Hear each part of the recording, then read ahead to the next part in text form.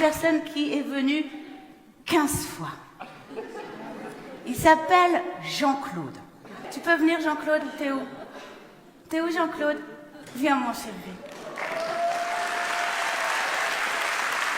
Jean-Claude, tu nous as cassé les couilles. Il y a 4 mains courantes à ton encontre. On t'a fait ton putain de DVD. Viens, mon Jean-Claude, je te fais un gros bisou. Tu m'emmerdes plus avec ton DVD. Mais c'est quand le nouveau spectacle? Ah, il commence. C'est quand le nouveau spectacle? Fous-moi la paix, j'ai envie de promener mon chien et aller boire des coups en terrasse. Je t'aime, Jean-Claude, merci infiniment. Il y a la grand-mère de ma fille et le grand-père de ma fille, ça va? Oh, attendez, ouais, alors, attendez, faites genre du bruit, mais pas du tout. Carlos, il faut qu'on règle nos comptes ici.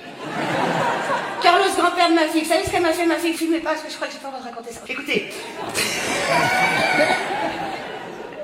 Elle m'a fait un truc de ouf, ma fille. Parce que on a filmé le spectacle. Avant le spectacle, on a fait une petite fiction que je vais pas vous raconter parce que j'ai hâte que vous la découvriez. On a une scène où il nous faut un flingue. Et j'ai juste un jouet, il est éclaté, je sais pas si ça fait l'affaire. Et là, j'entends une petite voix qui fait « Mais moi, j'en ai un !» Je connais ma fille, je monte à l'étage, j'arrive, elle ouvre une boîte. Elle sort 2 pétards qui étaient dans des chiffons. Et elle me dit, alors celui-là, il fait un peu trop d'époque. Si tu veux faire un braquage, je te conseille celui-ci. Et c'est Papy qui lui a donné.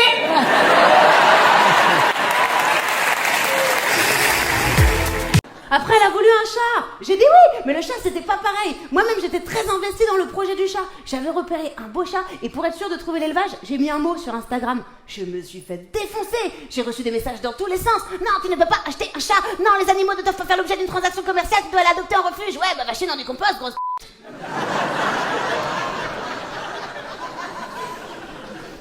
Bon, acculé, je suis allée au refuge. Bah, crois-moi, là-bas, les animaux, ils sont pas livrés avec le contrôle technique, hein.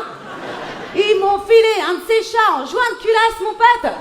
Moi qui avais 4000 de butch pour un Maine Coon, je suis rentrée chez moi avec un toxicostania. Et ils m'ont filé une espèce de furet baveux qui boitait comme ça. En plus, cet enculé, il avait des plaques, il nous a refilé la teigne. Ma fille et moi, le samedi soir, en train de se gratter dans le canapé devant The Voice pendant que lui, il fumait mes clopes. Je ne sais pas de qui elle parle. Peut-être que depuis tout à l'heure, elle croit qu'elle est partie voir une autre humoriste. C'est hyper gênant. Tu es venue au spectacle de qui, ma chérie? d'Inès Reg, moi c'est Laurie Perret.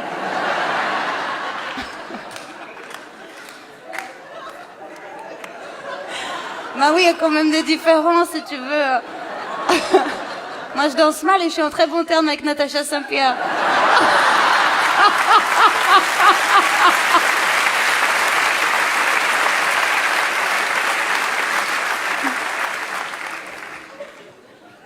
Complètement fumée, là-bas. Et la quoi? La femme de l'ex? Bah, putain, elle est curieuse, elle, qu'est-ce que c'est? Vous voulez qu'on l'appelle? On l'appelle. C'est bon, voilà. J'ai envie de l'appeler.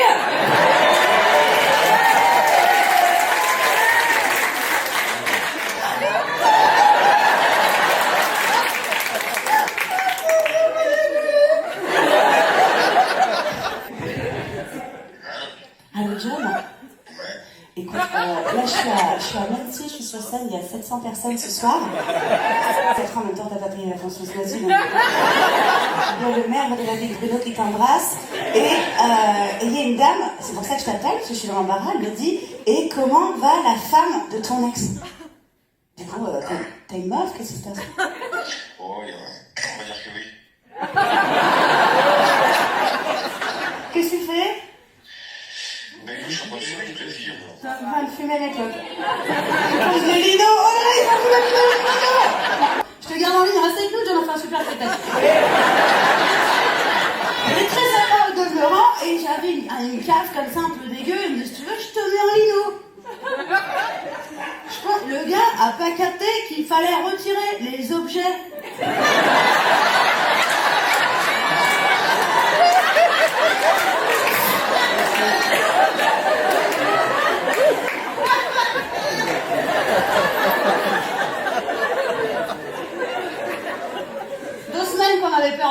doit te le foutre. Allez, on t'embrasse, bah faites du bruit pour mon ex, hein. Allez, super.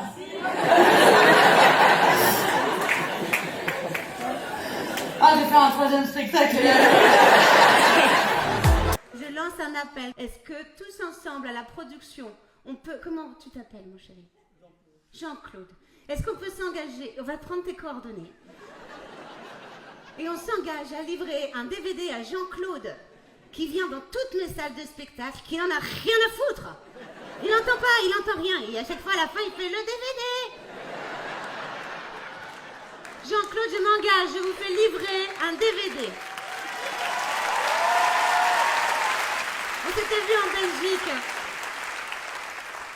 Maintenant, il faut arrêter de venir, Jean-Claude. J'aime pas quand je passe une bonne soirée, mais que je m'en rappelle pas.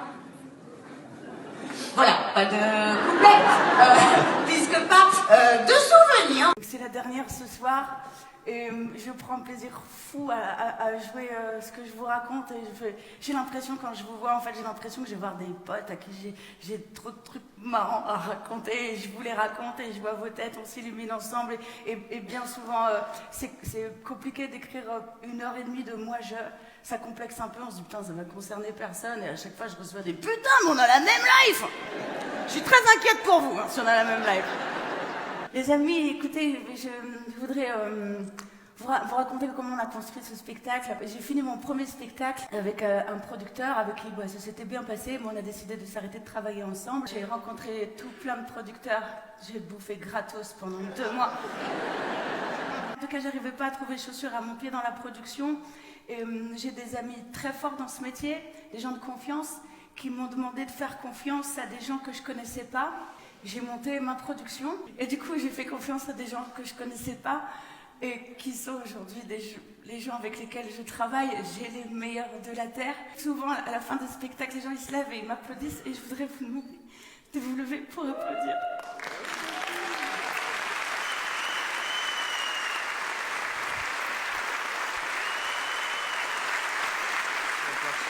Oh là là, Zoé Perronnet, qui dirige ma production, faites-lui du bruit. Ça c'est Noam qui s'occupe de la billetterie, qui a mis tous les tickets en vente. Il y a marqué 171 parce qu'on a fait 171 spectacles. À la régie, il y a Kenny le Bagous qui fait la lumière. Il y a Cédric Thomas qui fait le son. Jess Marty qui a créé les lumières.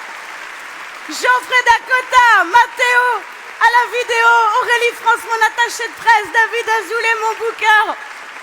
Et c'était une histoire folle. On a vécu un truc fou. Oh putain, on a fait une tournée, frérot. J'allais dire, on va s'en rappeler. Eux, ils vont s'en rappeler parce que moi, j'aime pas. Ah bah évidemment, j'ai pas visité que les bibliothèques en tournée, hein. Je suis devenue égérie de 2-3 établissements de nuit, je suis même devenue la Vous savez que j'ai des anecdotes à crever de rire avec la police. Hein. En fait, à chaque fois qu'ils me croisent, déjà, il y a tout le temps des flics dans mes salles, j'arrive pas à savoir s'ils m'aiment bien ou s'il y a une recherche sur moi. Hein. Et non, mais à chaque fois que je croise la police, ils me laissent repartir parce qu'ils me reconnaissent, mais mal. Écoute, une fois, je sors de chez un pote, je suis... Ouais, grosse semaine impair. Vraiment, je suis très mal. Et pour des raisons évidentes de sécurité, je me dis, je vais rentrer en bagnole. Et je monte dans la bagnole et c'est l'été. Donc il fait hyper chaud dans la voiture. Avant de démarrer, je baisse les fenêtres. Et là, je vois 2 CRS qui arrivent à pied vers moi. Je me dis, putain, regarde pas. Ça fonctionne pas. Ils continuent d'avancer. Et plus ils avancent, et plus j'entends ce qu'ils disent. Et il y en a un, il fait... Mais c'est pas l'autre là? Je suis en putain, ils me reconnaissent. Je dis mais si, mais c'est l'autre, jusqu'à ce qu'ils arrivent là, ils me font. Vous seriez pas Flavie Flamand?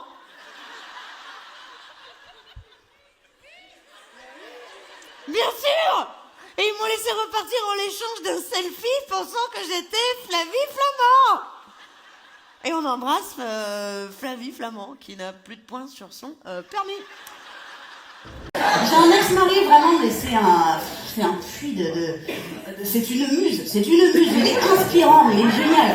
Il a débarqué chez moi et il m'a dit, Laurie, voilà, je vais devoir rendre mon appartement. Je dis, ah bon, mais où tu vas aller?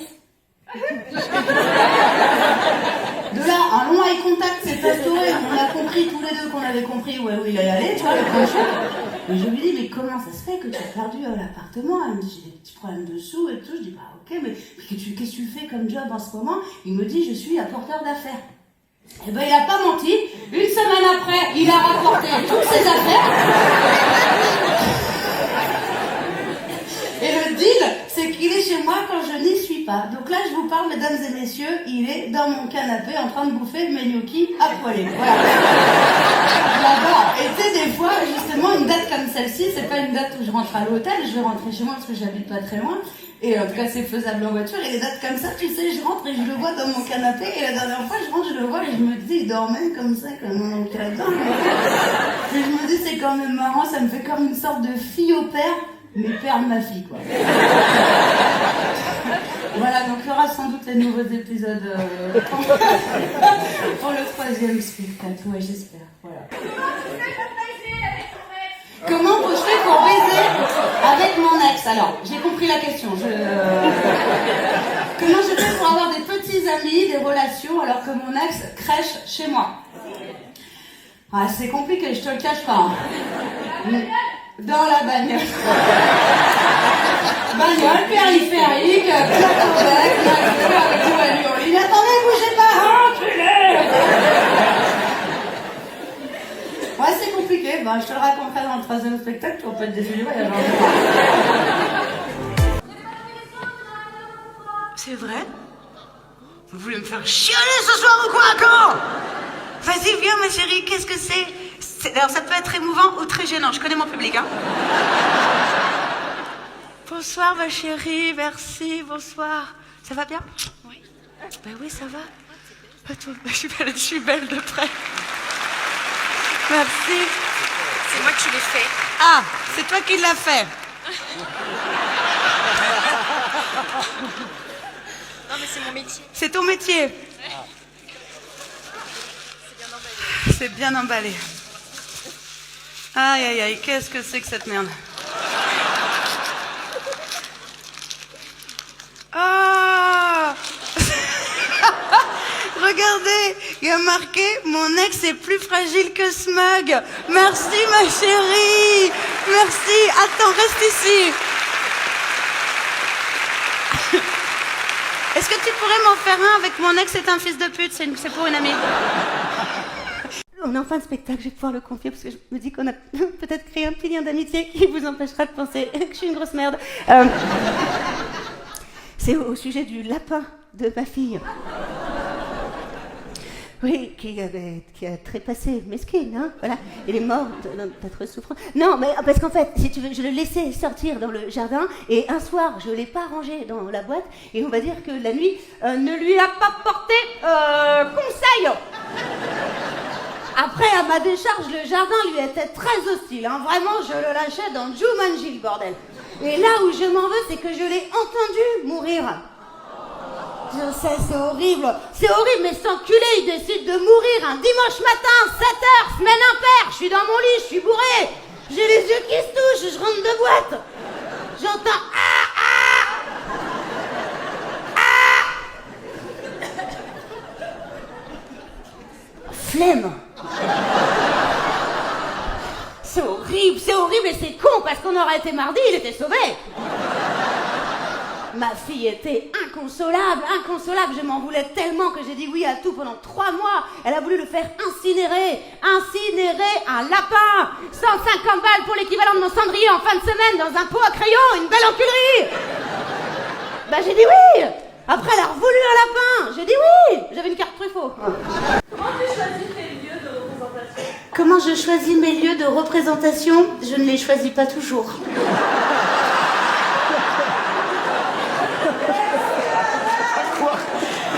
C'est pas moi qui l'ai choisi, ma chérie. Il y a une personne qui travaille avec moi, dont le métier est booker. Et donc voilà, soit il y a des gens qui nous sollicitent, enfin en tout cas on essaye de ratisser toute la France et vraiment on est passé partout. Voilà, vraiment, on a fait une tonne de tournées. J'adore venir en tournée déjà parce que comme ça, je laisse mon ex avec ma gamine. Ah, le bonheur, le bonheur. Il y a des moments où j'étais tellement tournée, je te jure, j'avais 3 valises dans le salon. Et un jour, c'est mon ex qui m'a dit la vérité, je sais plus si t'es en tournée ou en cavale. Je lui ai dit pareil pour toi, frérot. Voilà, qu'est-ce que je voulais vous dire? C'est un petit peu ça. Ouais, ça commence à faire un peu bizarre parce que il me reste plus qu'une date de ce spectacle d'amour que j'aime tant, qui est très agréable à jouer parce que avant de monter sur scène, j'ai l'impression que je vais voir des potes que j'ai pas vus depuis longtemps, à qui j'ai une bonne vanne à raconter. Et je vous dis la vérité, aujourd'hui j'étais en pétard, il m'arrivait plein de galères de la vie de tous les jours comme tout le monde, et je suis pas arrivée avec une énergie de ouf jusqu'à ce que Ambre aille chier et...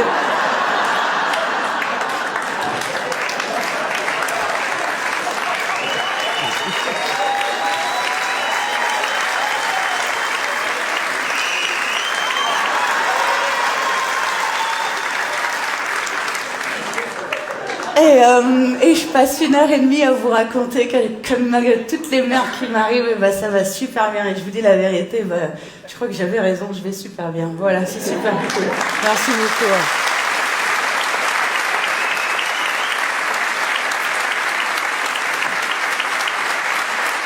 Vous savez ce que je faisais dans le premier spectacle? Je suis vraiment une connasse quand j'y pense. Et il y avait un moment où je demandais à tout le monde de se lever. Je disais, ouais, on va faire un grand jeu. Et je faisais descendre les gens comme un qui est. Je disais, déjà, les femmes, rasseyez-vous. Les homosexuels et les mecs avec qui j'ai déjà couché, rasseyez-vous. Jusqu'à ce que j'aille chercher un célibataire qui gagne plus de 2000 € et qui se retrouvait à la fin sur la scène. Et donc, je faisais un peu l'enfer. Et à la fin, je lui dédicaçais, parce que j'ai écrit un livre, et je lui dédicaçais le livre, je lui donnais. Et dans la page de garde, il y avait marqué, pour toi, bébé, appelle-moi avec un numéro de téléphone. Vous avez la fin de l'histoire? Bah oui, j'ai mis le numéro de mon ex.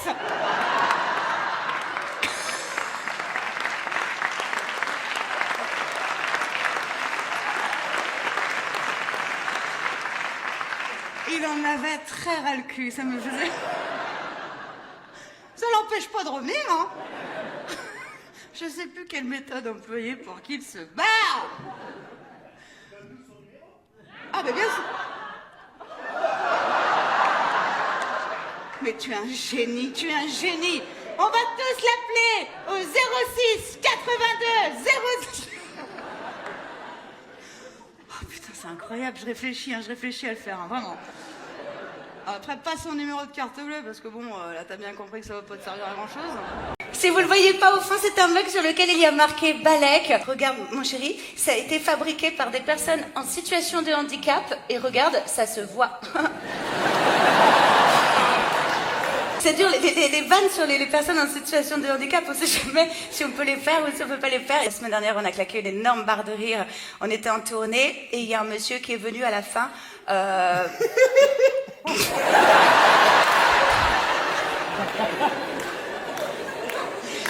Il est venu à la fin du spectacle et il me dit, excusez-moi pour l'imitation, vraiment c'est pas de la moquerie, il me dit, est-ce que je peux venir demain vous prendre en photo, je me photographe? Je dis oui, pas de souci. Il me dit voilà, maintenant je suis président d'une association du handicap non visible.